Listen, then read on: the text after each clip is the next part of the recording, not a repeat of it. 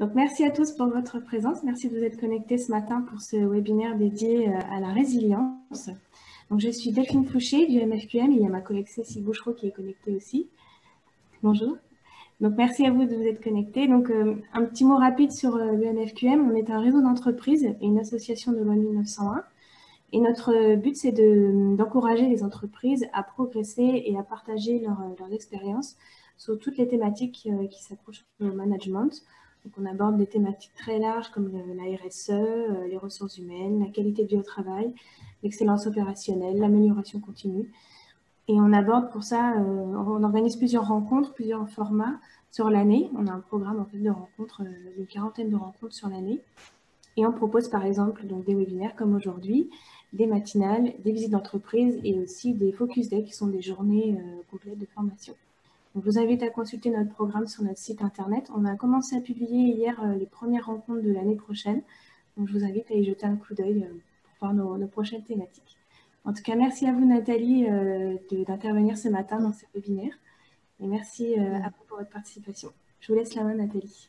Oui, merci beaucoup Delphine. Donc ravie d'être là autour d'un thème qui est plus que d'actualité. Il existe beaucoup d'intervenants sur le sujet, donc je vais d'abord leur faire un clin d'œil puisque selon les courants de pensée, selon les métiers, ce principe en tout cas ou ce concept de résilience peut être certainement très approfondi. Me concernant, je ne suis pas psychologue du travail, je ne suis pas clinicienne, je ne suis pas médecin. Et donc mon propos sera très en lien avec à la fois ce que je connais de la résilience à titre personnel et aussi dans le cadre en fait des différentes interventions que nous menons au sein du cabinet Capital Homme. Donc, je fais aussi un clin d'œil à quelques personnes en fait qui sont dans cette assemblée que je connais. Donc voilà, je suis ravie de revoir des visages. J'ai également à mes côtés Léa Patureau, qui est chargée de mission RH et formation au sein du cabinet. Et Kéra Malfilâtre, qui nous fait le plaisir d'être avec nous ce matin, qui est une partenaire et amie fidèle et qui a cette expertise en fait sur la résilience. Donc, je demande une certaine indulgence à Kéra et en plus, elle sort du Covid, donc elle nous fait l'honneur de participer en tout cas à cette séquence ce matin tout en étant encore un peu malade. Donc, merci à Kéra. Je vais me présenter rapidement. Donc, je suis Nathalie Grillet, je dirige une société qui s'appelle Capital Homme. Dans cette société qui existe depuis 19 ans maintenant, j'exerce différents métiers. Je suis executive coach. C'est 50% de mon temps pour de l'accompagnement de cadres et de dirigeants d'entreprise sur des formats individuels ou collectifs. En tant que coach, j'ai une double spécialité. J'accompagne ce qu'on appelle les Ferrari d'entreprise, donc les hauts potentiels, et j'accompagne également des gens qui sont en rupture professionnelle majeure, donc ça rejoindra la résilience, et notamment dans des situations de burn-out. Donc j'ai aussi cette expertise d'accompagnement du burn-out. Voilà, c'est 50% de mon temps. Je suis aussi consultante avec beaucoup d'appétit pour l'accompagnement du changement. Donc ça fait 25 ans que je pratique aussi cette thématique et l'accompagnement du changement ou des transformations. Donc dans les organisations. Et puis récemment, tout ce qui embarque les risques psychosociaux et la qualité de vie au travail, parce que parler du changement, c'est aussi parler de l'adhésion au changement. Et ça ne se fait pas toujours malheureusement dans des contextes faciles pour les collaborateurs, pour les employeurs et puis les organisations du travail. Voilà, donc j'exerce mon métier depuis 25 ans. Je suis basée à Angers. Nous officions et nous développons en fait sur la zone ouest, Grand Ouest, ça va de Niort en fait en passant par la Bretagne et puis Paris bien sûr et région Île-de-France. Et notre métier est quadruple, donc de la formation, du conseil, du coaching, vous l'aurez compris, et puis un petit zoom sur la médiation, puisque je suis également médiateur du travail, avec une spécialité sur les conflits collectifs au travail. Tout à l'heure, je précisais en fait l'équation du burn-out, donc que j'accompagne également, et j'ai développé un sujet autour de la soutenabilité en fait des collectifs de travail, notamment dans des situations de burn-out par l'effet de contagion émotionnelle au sein des équipes. Donc ça, c'est un mémoire aussi que j'ai rédigé. En dehors de mon travail, je voue une mission particulière depuis 2018. J'ai entrepris, alors c'est un peu stoppé malheureusement par le Covid, mais j'ai entrepris de voyager dans le monde pour aller découvrir les bonnes pratiques managériales. Donc j'ai démarré par le Bhoutan, puis le Japon, la Silicon Valley au mois de novembre. Cette année, c'était l'Inde et c'était les pays d'Europe de l'Est. Donc c'est certainement remis, en tout cas j'ai bon espoir en 2021. Si voilà, le confinement et le Covid ne se prolongent pas durablement. Et donc j'ai rédigé un magazine en fait que j'ai appelé Les Voyages Apprenants, avec l'intention, et ça va rejoindre la mission d'MFQM, de pouvoir porter la bonne parole avec les bonnes pratiques et ouvrir aussi nos frontières et nos regards, en tout cas sur ce qui existe dans différents pays. Voilà pour ma présentation. Merci en tout cas de votre participation. Je vais démarrer donc par juste un petit postulat avec quelques photos, et ça ne sera pas sans évoquer pour vous des événements connus, j'espère le plus loin possible de vous, mais pour autant et une résonance. Et vous dire en fait que la notion de résilience est une notion relativement récente finalement, hein, dans les années 1950. Je vous éclairerai évidemment sur quelques personnes qui sont, j'allais dire, vraiment les têtes pensantes de ce concept. Ça a été d'abord auprès des enfants, puis les adultes en fait dans les années 80. Et aujourd'hui, il y a un nouveau sujet qui émerge, qu'on appelle en fait la résilience organisationnelle. Alors, ce ne sera pas l'objet de mon propos sur cette conférence, mais si en année 2021, et si vous êtes content de cet échange, on pourra aller plus loin, en tout cas, sur cette dynamique-là. Donc, je vais commencer par un tout petit sondage avec vous, et je vais laisser la main à Delphine.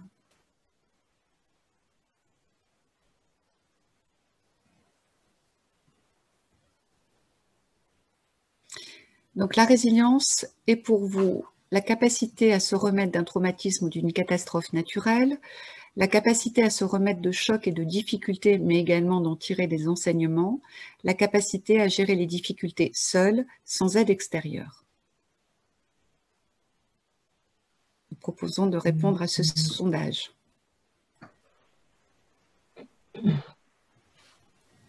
Est-ce que tu as activé le sondage, Cécile? Parce que moi, je ne le vois pas. Alors oui, j'ai 14 réponses. Est-ce qu'il y a des gens qui n'ont pas accès au sondage? Peut-être. Là, j'ai 17 réponses, donc je pense qu'on est pas mal. Je vais afficher.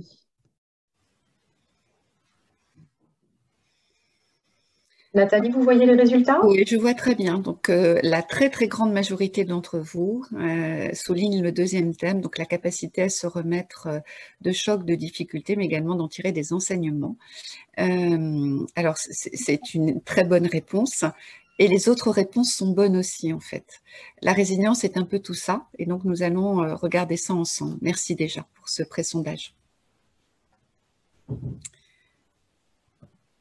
Alors, le chemin de l'atelier que nous allons suivre, au départ, nous avions un format un peu plus long. Donc, avec Delphine et Céline, on a décidé d'en faire une matinale et finalement, c'était quand même bien pensé par rapport à ce qui se passe actuellement.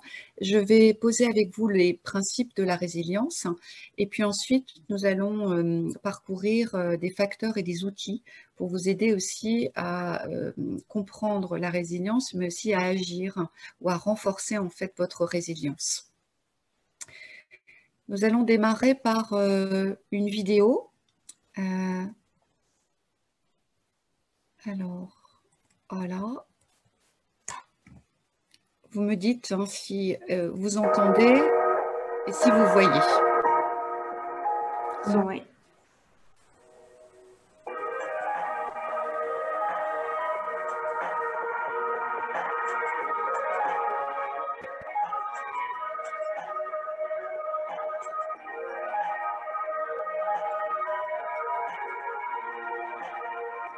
金継ぎの意味については僕もすごくよく聞かれるんですけれども、もともとは単純に壊れたものを直すという技術だったんですけれども、やはり漆の技術とか特殊な技術を使っている関係で金色とか銀色の模様ができたり線ができるので、壊れた時よりももっと素晴らしいものになったりとか、壊れる前よりも新しい景色を見出してそれを意味を持たせるという人もたくさんいたり、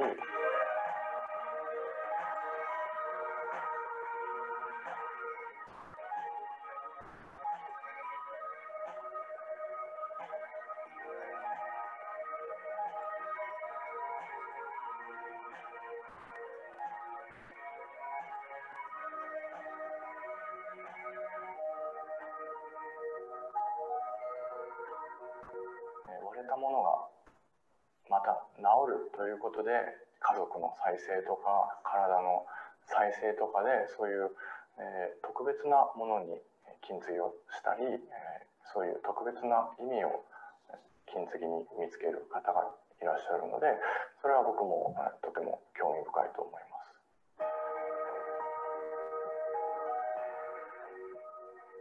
日本では陶器とか磁器を作る技術があまりなくて、でも漆器の漆を使って漆のお茶碗、お椀だとかお重とかって作る技術はもうその頃には確立されていたわけで、その頃ですと陶器とか磁器が割れてしまったり欠けてしまったりした時に直す術が私たちの方ではなかったので、最初は中国とか韓国に修理とか修復を頼んでいた状況なんですけれども、その後やっぱり、自分たちで直そうということで漆をとか蒔絵の技術を使って陶器とか磁器を自分たちで直始めたっていうのがまず最初の始まりだと思います。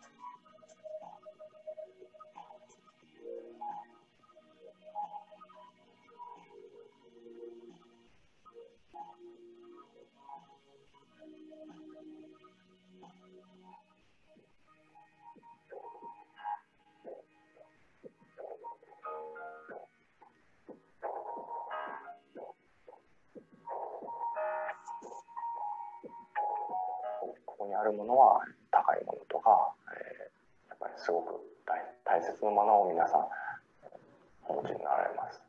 でもやっぱり、せっかく割れたものを直せるのに高いから諦めてしまうというのも、もったいないと思うので。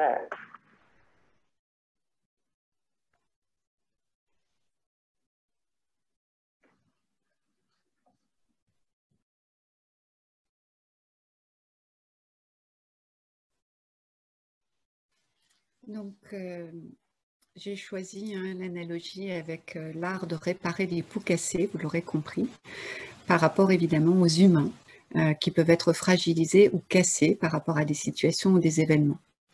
Ce que vous aurez pu apprécier, à la fois dans l'élégance de la présentation, c'est quelques ingrédients qui vont nous préparer en tout cas à comprendre les principes de la résilience dans cette e-matinale. Tout d'abord, bien connaître la matière à réparer. Donc, autrement dit, savoir de quoi on est fait. Ça, c'est aussi un premier principe de résilience, la conscience de soi, la conscience de ce que nous sommes, la conscience de comment nous agissons. Vous aurez observé aussi qu'il y a une dimension du temps. Le temps avec des étapes successives qui permettent de durcir. Et si on fait l'analogie avec la résilience humaine, peut-être de s'endurcir peut-être de mieux se préparer à des événements futurs avec ce principe de résilience. C'est un processus progressif.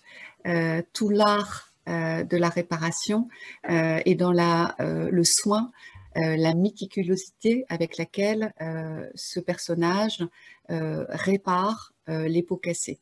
Donc prendre soin de l'humain, prendre soin du temps que ça nécessaire aussi de se reconstruire, de se réparer, d'avancer avec sa vulnérabilité, nous y reviendrons, et de pouvoir dépasser les événements que nous vivons.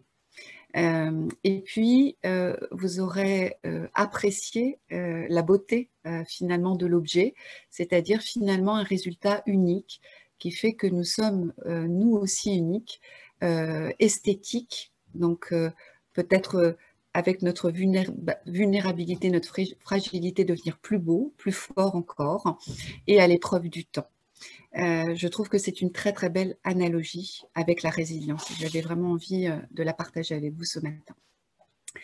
Alors, de quoi parlons-nous quand nous nommons la résilience? Tout d'abord, en fait, si on prend la racine latine du mot, ça veut dire sauter en arrière, donc rebondir, résister. C'est un terme qui est emprunté aux sciences physiques.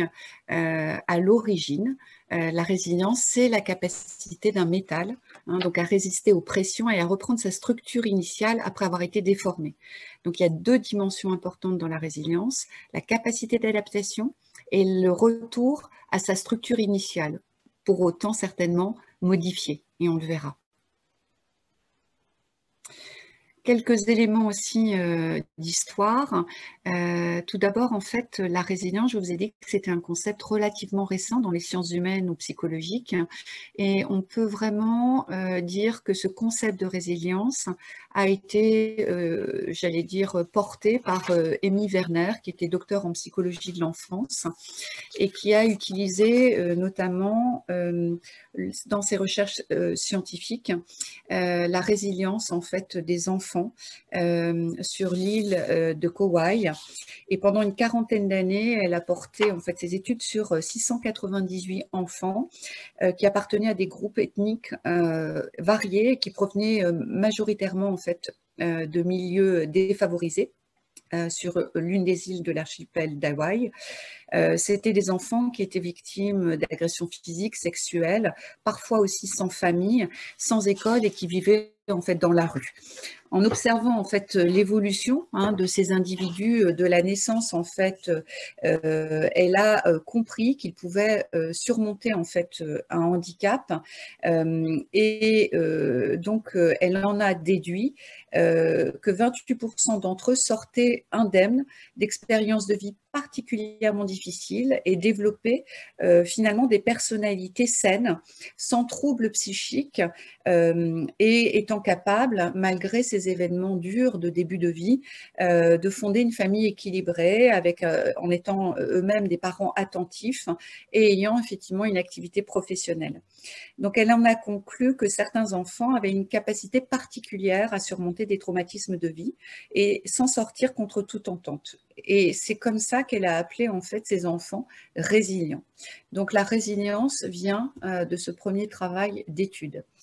Un autre acteur très important, en France en particulier, donc c'est Boris Cyrulnik.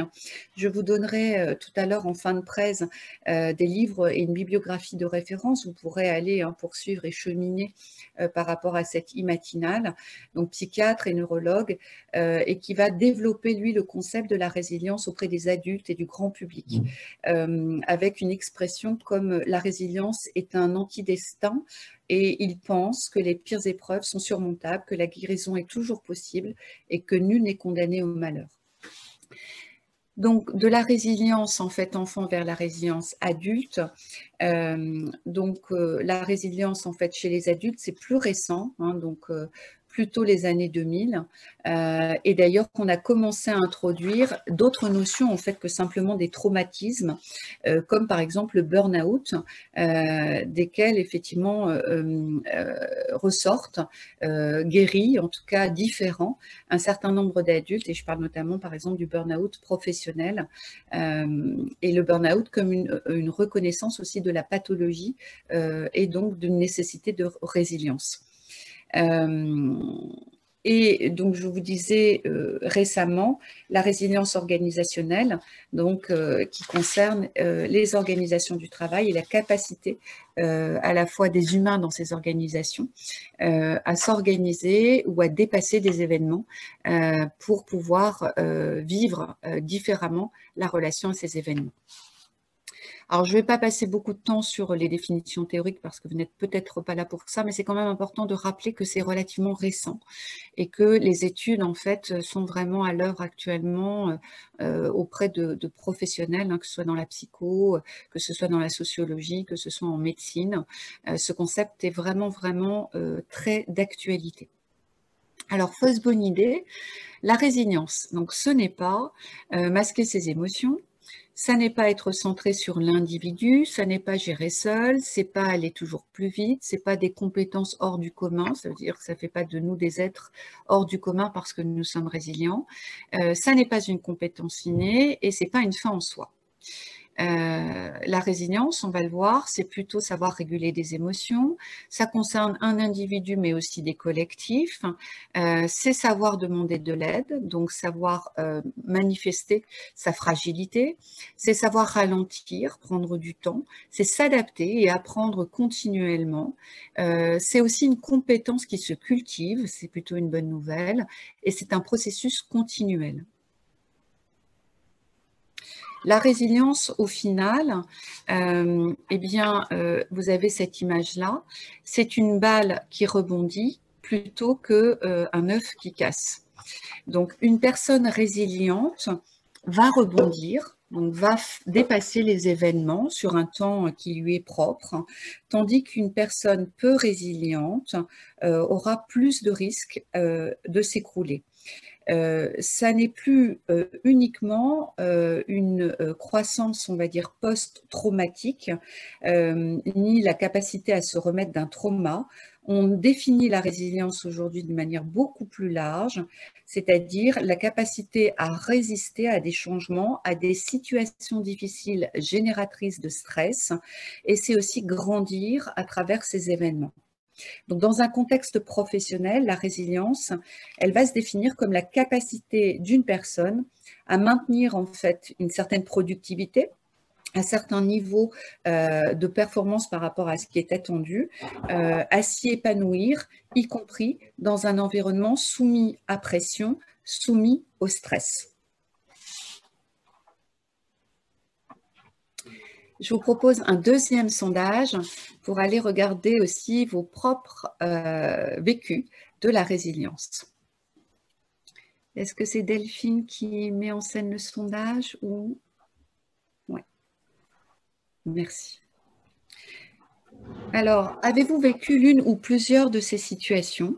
Donc, je vous laisse prendre connaissance des possibilités et c'est un choix multiple hein, qui ne vous enferme pas, bien entendu.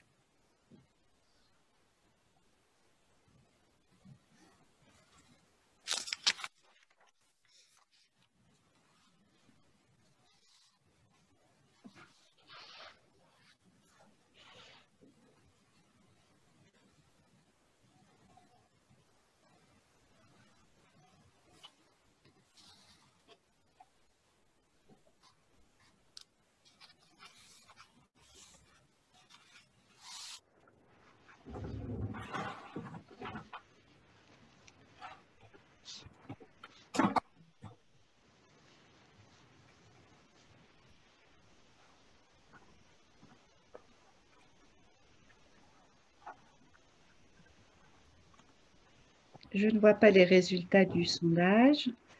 Alors, j'ai encore 4 personnes qui n'ont pas voté, donc j'attends encore quelques secondes. Oui, très bien.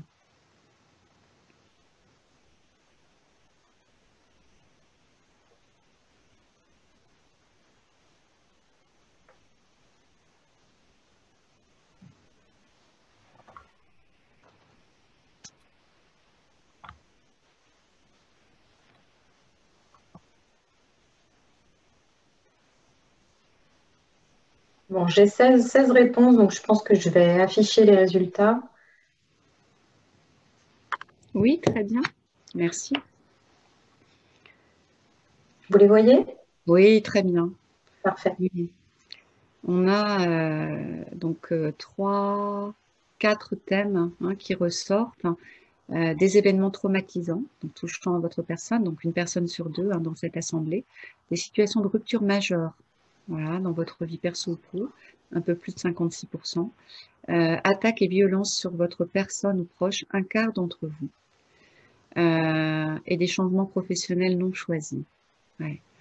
Merci d'avoir joué le jeu, on est évidemment au cœur de votre intime, mais ça nous donne en effet dans cette assemblée des personnes très concernées par ces thématiques de vie ou des ruptures de vie importantes. Ce que je vous propose, en fait, c'est un exercice. J'ai construit cette team matinale avec quelques apports, mais aussi avec la possibilité pour vous d'être outillés avec quelques outils de réflexion. Et l'exercice, en fait, est le suivant. Construire votre frise de résilience. Alors, l'idée, c'est d'amorcer la pompe ensemble. Vous avez ici une courbe avec une chronologie depuis votre naissance et puis jusqu'à aujourd'hui. Et l'idée, c'est de revenir finalement sur les moments de votre vie où vous avez déjà fait preuve de résilience. Donc, pourquoi faire cet exercice? Alors, si vous avez à le faire avec vos collaborateurs ou avec des collègues, c'est un exercice en fait qui vise à prendre contact avec évidemment ces épisodes de vie qui font voilà notre parcours, notre singularité ou notre rapport aussi à la résilience. Et c'est aussi une manière d'augmenter votre seuil de confiance en regardant finalement dans cette chronologie ce que vous avez pu dépasser et comment vous avez pu le dépasser. Donc, je vous laisse 5 minutes pour peut-être tracer sur une fiche de papier que vous avez auprès de vous avec un stylo l'exemple en fait de cette prise et puis voilà d'aller repérer en spontané quelques éléments de votre parcours de vie qui représentent effectivement des étapes, on va dire, pour lesquelles vous avez franchi aussi des épreuves, des événements et qui ont fait appel à votre résilience.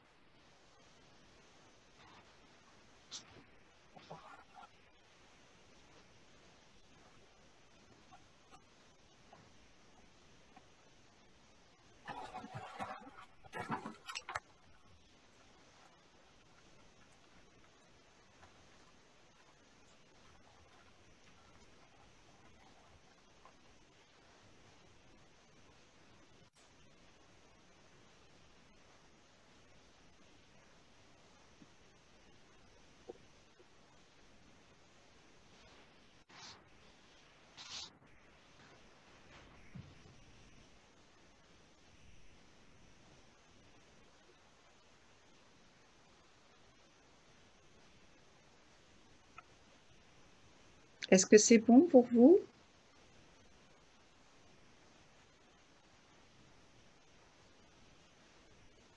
Super. Ok, Cécile, merci. Comme je vous vois, Delphine aussi, très bien. Bon, bien sûr, vous aurez amorcé quelque chose. Donc, je vous encourage peut-être, si l'exercice vous intéresse, je le trouve vraiment très, très intéressant, d'aller peut-être approfondir cela. Il y a peut-être 3 questions que j'aimerais vous proposer sans qu'on puisse partager évidemment vos frises, en tout cas dans ce format-là. Tout d'abord, peut-être de répondre à la question, au vu de cette frise-là, est-ce que vous vous considérez comme une personne résiliente? Combien de temps vous a-t-il fallu entre les événements ou après chaque événement difficile?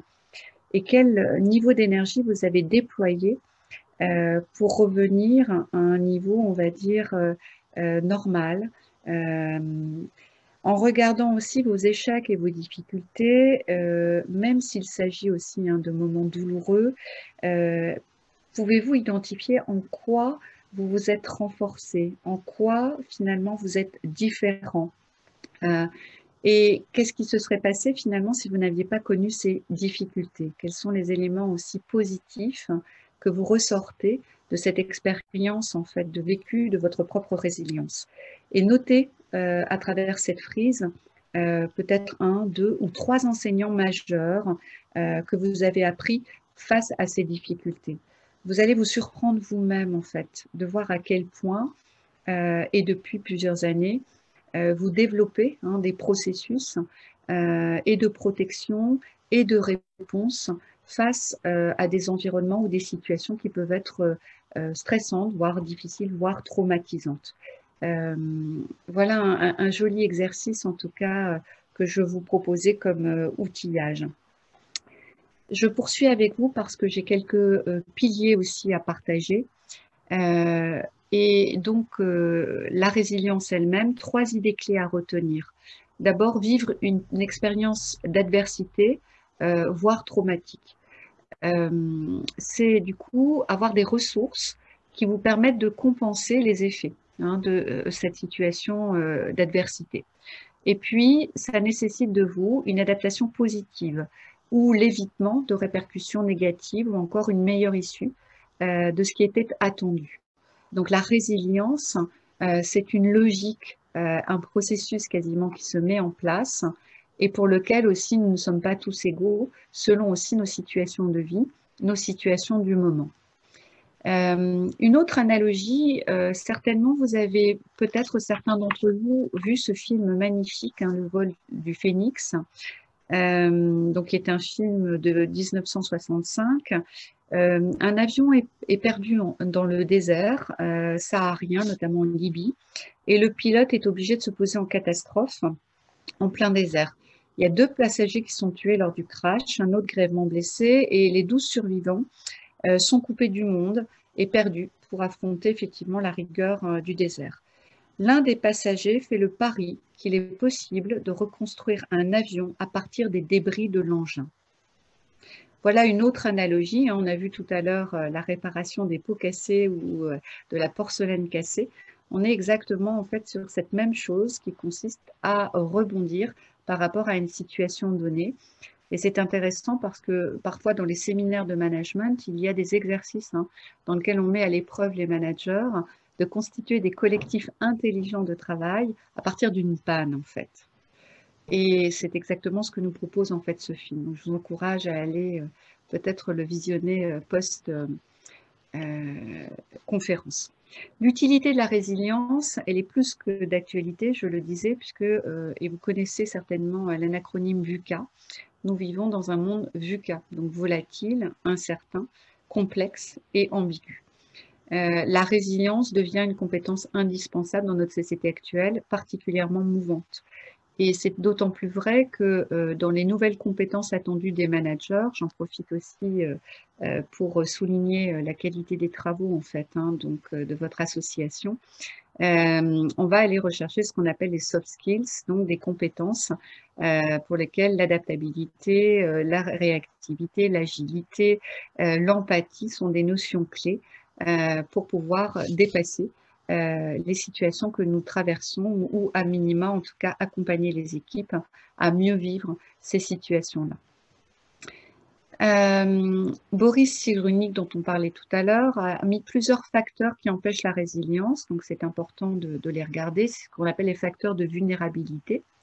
Une mauvaise santé, donc je n'y reviendrai pas, mais c'est une évidence que lorsqu'on est, j'allais dire, dans un état de faiblesse de santé, nous ne sommes pas au mieux de notre forme pour pouvoir évidemment rebondir par rapport à des situations, des événements que nous avons à vivre.